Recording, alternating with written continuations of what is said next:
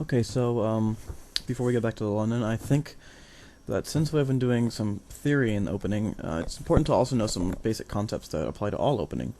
And one of them is the imbalance between material gains and tempi.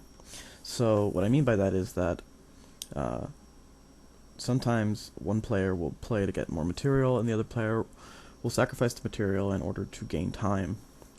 To illustrate this, I'm going to show you a game by Morphy. He played against Shulten in 1857. I know this is not a very modern game, but Morphy is a great example of a player who gambits and sacrifices material to gain as much time as possible and just checkmate the opponent as quickly as possible.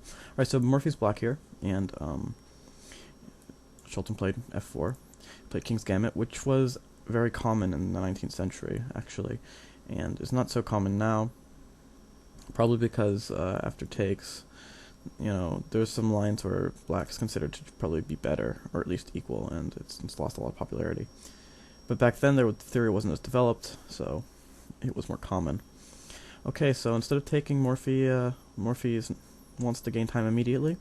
He plays this counter gambit. He opens files and diagonals and for his pieces, and he doesn't really care that he's going to lose a pawn.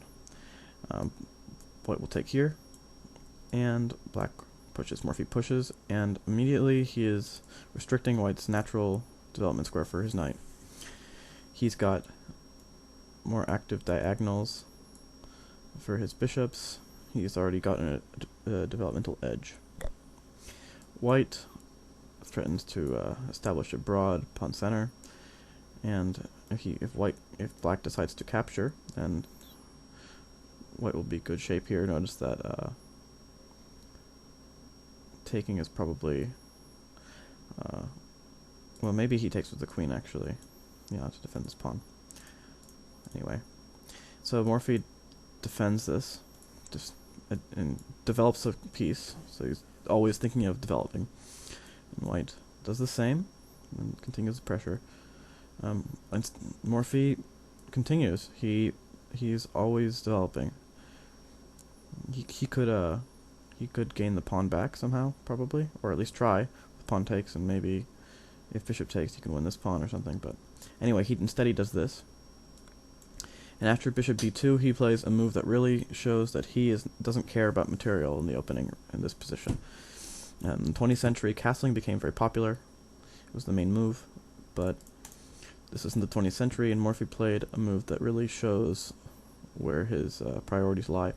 He wants to gain even more time. He knows he's got the initiative. He's got more development, but he wants to further press this. So he plays the move e3, which is very interesting. I like it a lot. It's very Morphy-esque. White basically has to take here. And now, when black castles, he is basically gained a tempo, because now this is a real threat, when before the pawn on e3 was blocking any activity on the e-file. White has to spend extra time to go back to d2, and white decides that this knight is pretty important in defending. Black decides that it can go to e4 at some point, and it guards e2, so before he continues his attack, he's going to remove this important defender, which is a key theme in general. If there's a piece that is especially good at defending, then you remove it before you continue attacking. White really wants to maintain his... Since Morphy's going for all this development, White is actually going for material, just maintain the material, so he takes with the pawn. The idea is to play c4, which it's actually a bad idea. It's a dubious idea. He's already behind in development. He can't afford to continue this kind of greedy play, but he does, and it doesn't work out very well. Okay, so now Morphy brings another piece into the game. He checks, and white doesn't have much choice here, so he just blocks. And now, of course, black plays another developing move. Notice that black's moves seem very simple. Just continue development.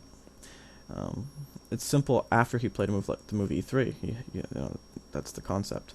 And of course the counter gambit.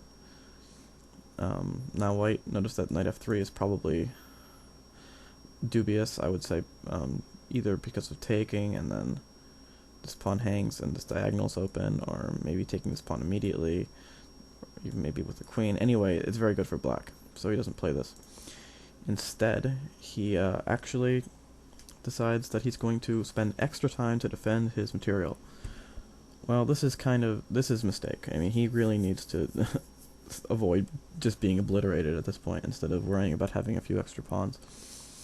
Now, I think the tendency for most players here would be to just try to force the issue immediately and try to win for black, and they would probably just ignore this knight and maybe try to put more pressure with queen here, or something similar. But Morphy doesn't do this. Morphy wants to develop all his pieces, and he doesn't want to develop this knight like this because it doesn't really have a future. c5 is kind of a worthless square because e4 is never going to be occupied, and a4 is not helpful.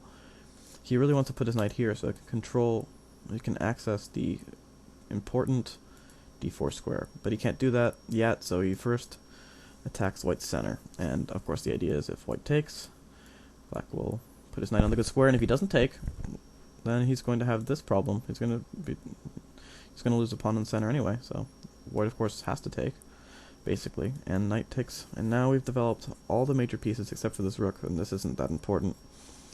And the queen, of course, but the queen has some ideas along this diagonal at some point. Okay. So now white realizes that he is screwed. He needs to get out of this problem. He's got 2 pawns up, but he needs to survive now. And the first thing he decides to do is to unpin himself. Notice that having this kind of position forces white to make moves that allow black to continue to improve his position. And actually, after king f1, black has a very good move. I think you should pause the video and see if you see what the best move is here. Alright, the best move is takes. Knight takes. And we bring more pieces in. And now, of course, black started to play check and to win the queen. So white has to move this queen somehow, or move the king, but there's no real place to move the king, so white puts this queen over here. Notice that all of white's pieces are becoming more and more inactive as a result of black's pressure. So black takes. Okay, he's checking. He plays king f2, white plays king f2, and now black brings even more pieces, and notice that just having pieces on good squares allows them to access important points. Check. Of course, this is a mistake, because after knight f5, this is forced, and then checkmate, so we're not going to play that. So, of course, only this move.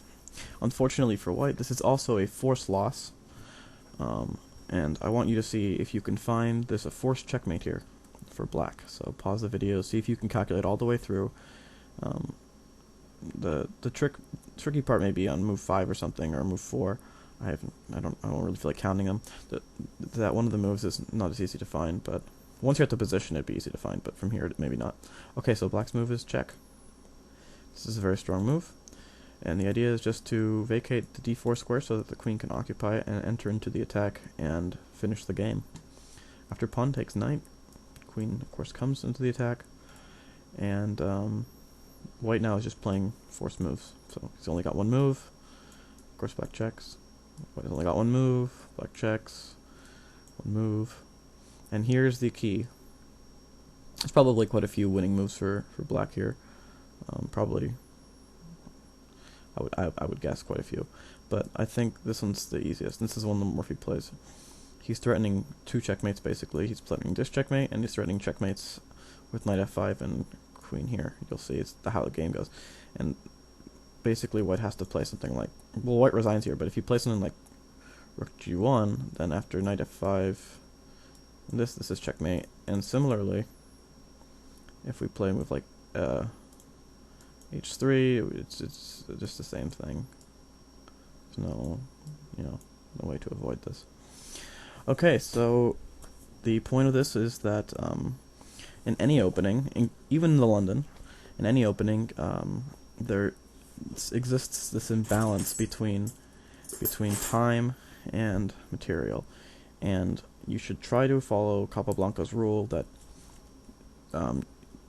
you should for each point of material. So, if you can win a pawn in the opening, you should not spend more than 2 tempi to win it. So if you have to spend 3 or 4 moves to win a pawn, and 3 or 4 moves that don't develop your pieces, then it's not worth it. You're going to end up like white here, who was up material, but got mated, so that didn't do him any good.